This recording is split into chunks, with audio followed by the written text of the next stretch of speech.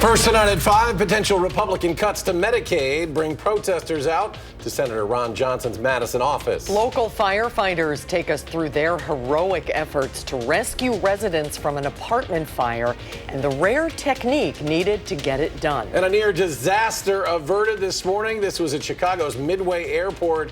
We'll tell you what happened. You're watching News 3 now at 5. Well, the late February warm spell continues. The snow melting away out there, and meteorologist Blaze Keller is on the weather patio. Blaze? That's right. My snowman didn't even make it. He fell over, and now he's going to turn into a puddle like much of the snow across southern Wisconsin. We got into the low 50s today for the second day in a row, and with the lack of snow on the ground, will likely stay fairly mild into your Wednesday and Thursday, with 50s possible again to end not only your work week, but February as well. We're not going to be as warm tomorrow because we got some rain and cloud cover moving on in. This is our next Clipper system moving out of the Dakotas right now.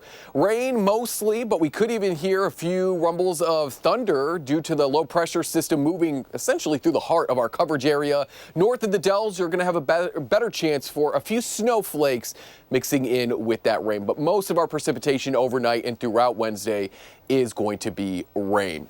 40s and 50s for temperatures. 51 in La Crosse, 48 Janesville, 50 in Madison, and it's still 51 in Waunakee. A beautiful afternoon, plenty of sunshine, and that lack of snow really helping keep our temperatures on the mild side this afternoon.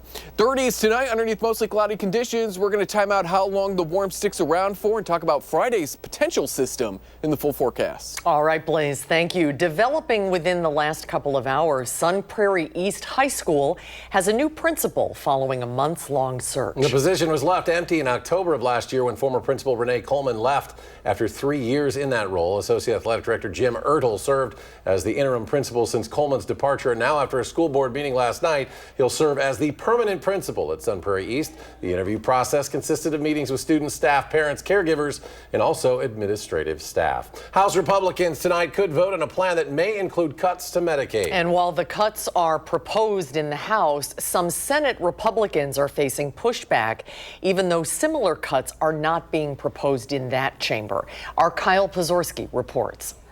A large group of protesters gathered here on Madison's far east side Tuesday afternoon, but the one person they were hoping to see is not here, Senator Ron Johnson.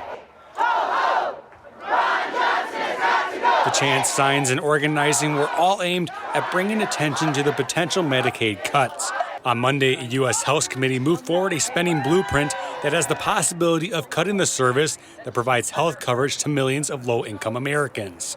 And while the House spending plan could lead to cuts on Medicaid, the Senate has not sought similar ones in their own chamber.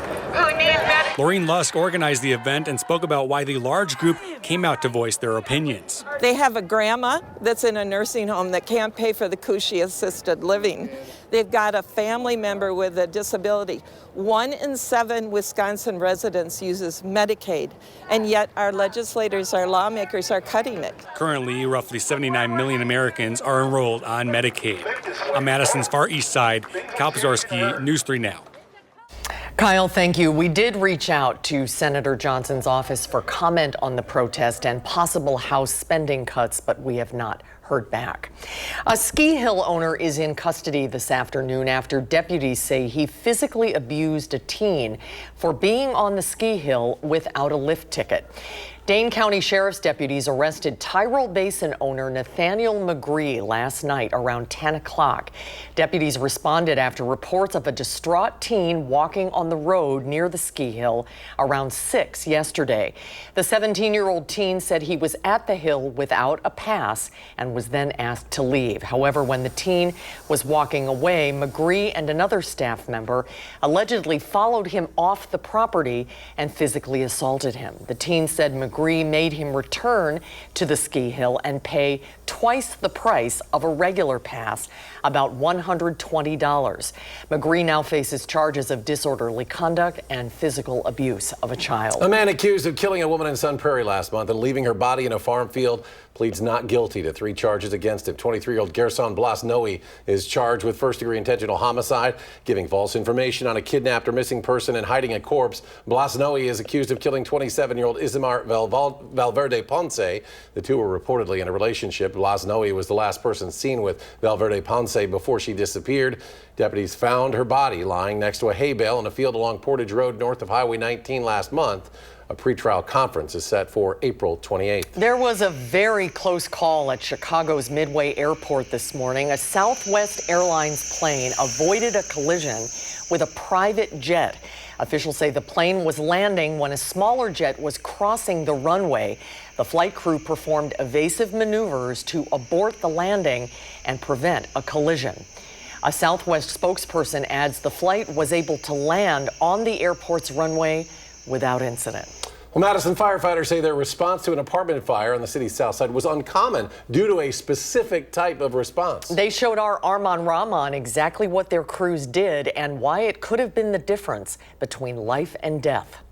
To us, it may seem like second nature for a firefighter to do this, but the response completely changes when they're on scene and they hear victims trapped. That's what firefighter Jarek Clifford heard from his lieutenant when responding to the burning apartment on Taft Street near Penn Park Monday. So they performed what's called a bailout rescue, which officials say doesn't happen often. I've never done a rescue like this before. So this was my first time, and I know a lot of people don't experience these throughout their career. It was difficult to breathe if you didn't have an air pack on. So we worked as fast as we could to get those individuals out. People were at the windows either flagging crews down or doubled over due to inhalation of the thick black smoke that filled the building. Clifford helped 4 people down the ladder himself that his lieutenant says could have been seriously hurt or killed if they were in the building any longer. 6 people total were displaced in the fire. The cause of the apartment fire is still under investigation. Reporting in Madison, Arman Rahman, News 3 Now. Firefighters say those victims were also made safer because they had their bedroom door closed, providing a little bit more of a barrier between themselves and the smoke and flames. And Madison fire crews responded to a blaze at the Kip Corporation this morning. Officials say the call was for a fire on the roof of the liquid aluminum die casting business on Atwood. Over half a dozen crews were called to the scene about 11 this morning.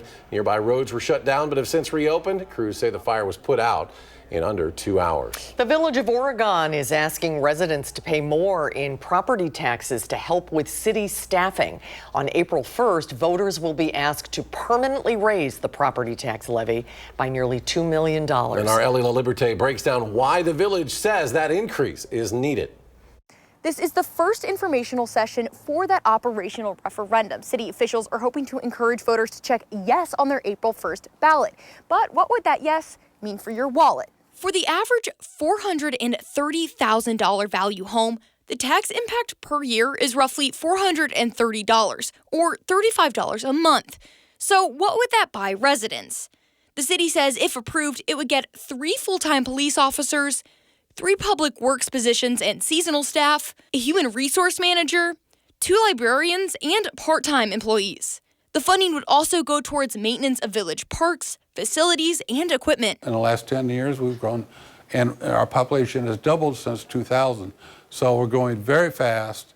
That means newer, larger facilities, but also in terms of the referendum, we need more staffing. The city says if the referendum is not approved, there could be reduced hours at village facilities, reduced public works services, and emergency service response times could slow. And in case you missed this informational session, there will be another one on March 4th at 6:30 at the Village Hall.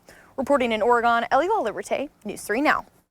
Ellie, thanks. Now, if voters approve the referendum, residents would see that increase on their December 2025 property tax bills. McFarland is closer to hiring a new chief of police. The list has been brought down now to 4 candidates. They are Aaron Walker, a lieutenant at UW Green Bay's police department, Antonio Rusca Jr., the current Cross Plains police chief, Jeremy Hatfield, a lieutenant with the Verona Police Department, and Zachary Roberts, a patrol lieutenant for the Adams County Sheriff's Office.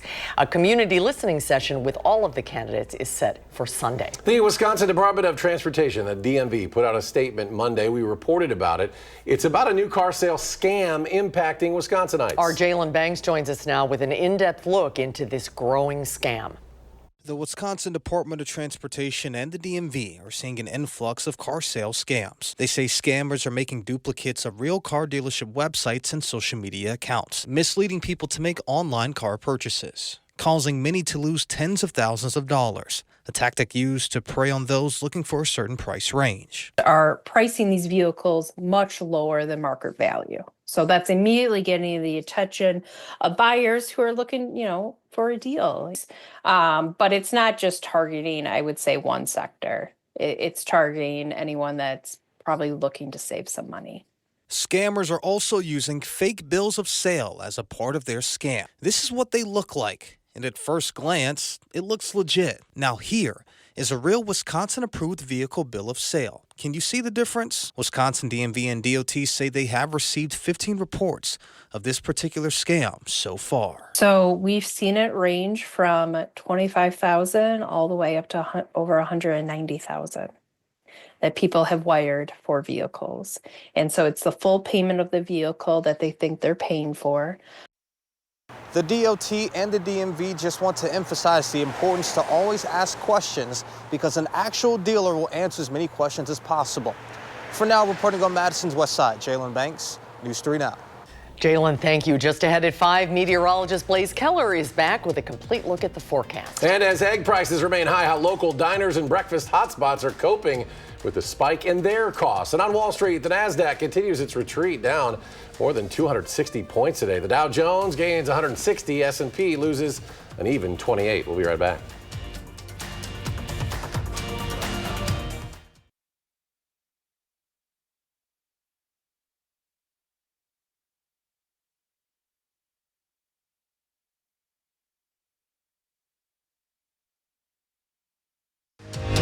You're watching News 3 Now at 5, moving forward. Well, egg prices are still increasing, and as you can imagine, that's having an impact on our restaurants around here. News 3 is working to find out how local cafe owners are responding to the avian flu. Our Tanisha Shaw visited Lazy Jane's Cafe in Madison to see how the outbreak could impact their prices. Lazy Jane's Cafe and Bakery runs on eggs. Just breakfast all day, essentially.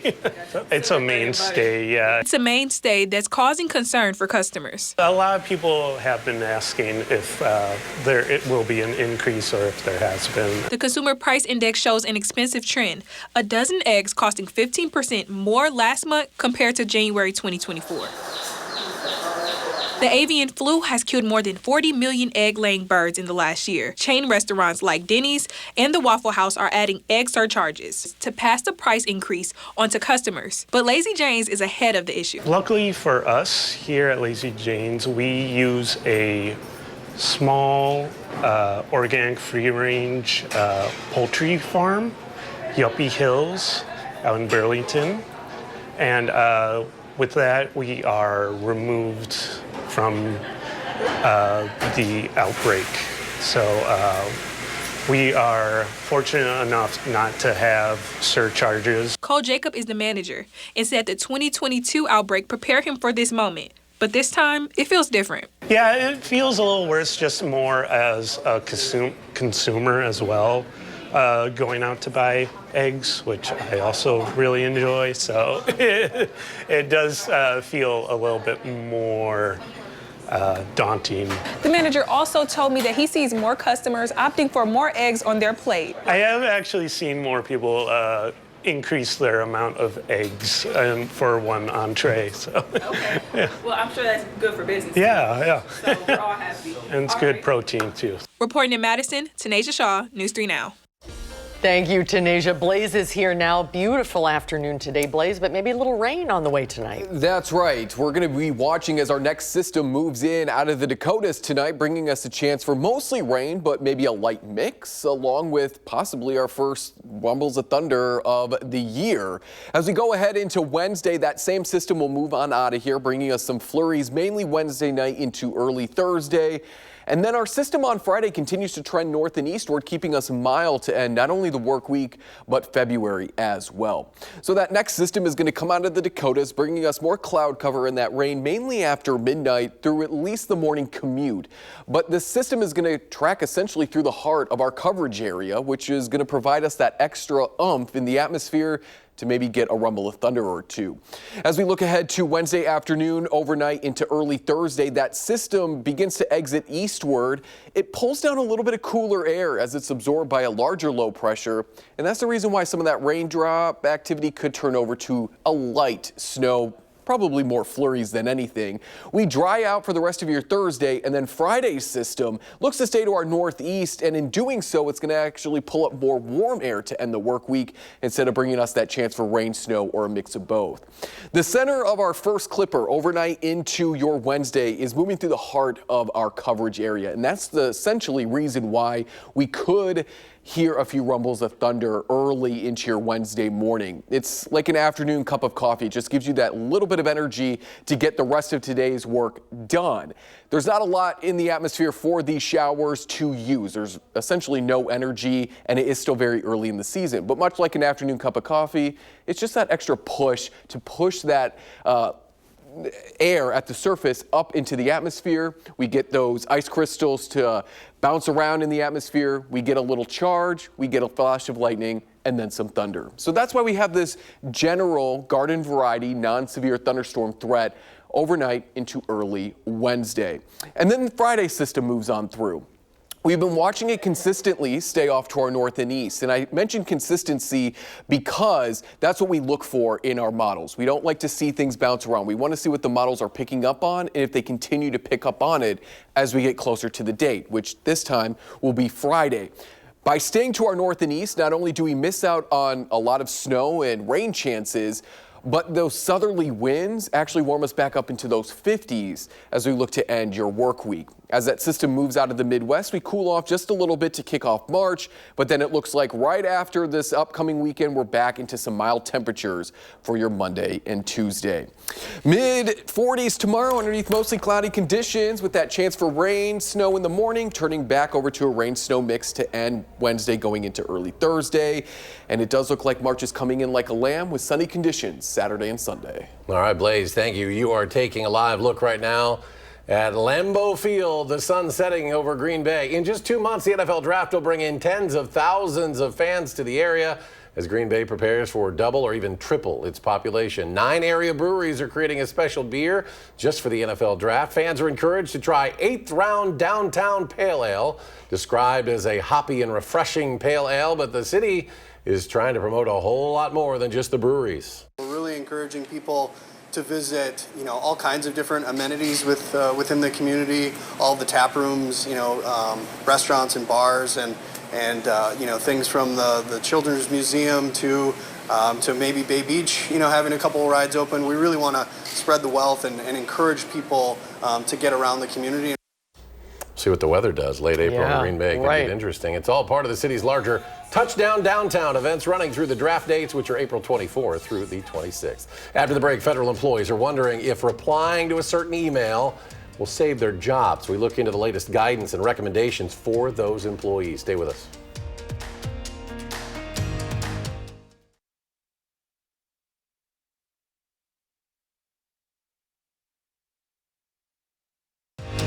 You're watching News 3 Now at 5.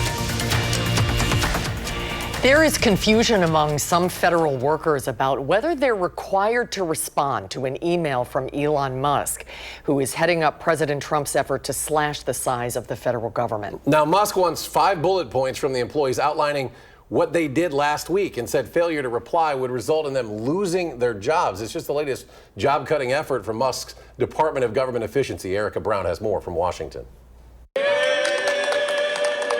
A group of federal workers impacted by recent layoffs took to Capitol Hill Tuesday to plead their case to lawmakers. We're going to head up to the first office, and you're going to tell your story, and then we're going to go to the next office, and then we'll just keep going on. Soon, more former co-workers could be joining their ranks as some of the president's advisors insist federal employees must comply with Elon Musk's ultimatum to send 5 accomplishments from the past week or risk being fired. People need to be accountable.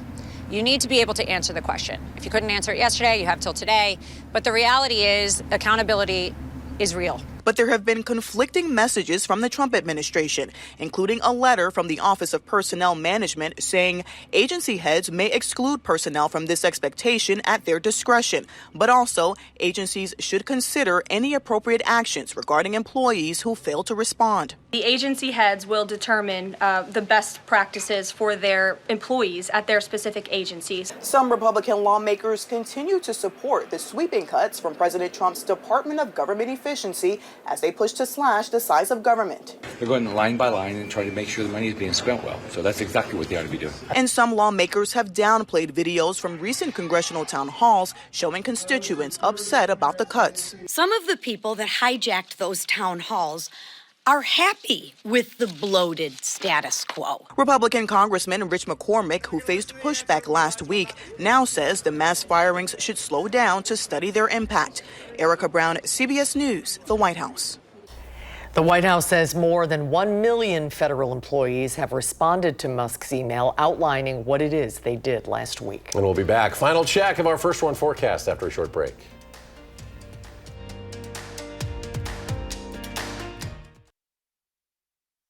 Home prices are climbing, making it harder to buy into the American dream. We were surprised by one of the reasons. And the latest on the reshaping of the federal workforce, what we learned about how it could affect your summer plans and how it's playing among taxpayers. That's tonight on the CBS Evening News. All right, Blaze is back, ready to take us right into March like a lamb. Yes, thankfully it is shaping up to be an easy start to March. We're going to be cloudy tonight. Rain moves in, maybe a few snowflakes further to the north. I would say north of the Dells, you'll have the best chance. Further to the south, we might actually hear a few rumbles of thunder tonight as we move our way closer to the middle of this week. Mid-40s on your Wednesday. That same system will be beginning to exit throughout the day. So rain in the morning, we dry out into the afternoon, and then overnight into early Thursday, a light rain snow mix returns. Friday, Saturday, and Sunday are quiet, 50s on Friday. And then the start of March in like a lamb, as Eric said, mid-30s and sunny. Not too bad. Not bad. I don't want flooding, but for some reason, a little rumble of thunder is kind of nice to hear this time of year. Feels like spring. Yes, I'm excited. I'm going to hopefully stay up all night and listen for it. Maybe. But no flooding. That snow melted fast, so be careful out there. Yes. Well, thanks for joining us. We're back in 30 minutes with News 3 now at 6. Stay tuned now for the CBS Evening News.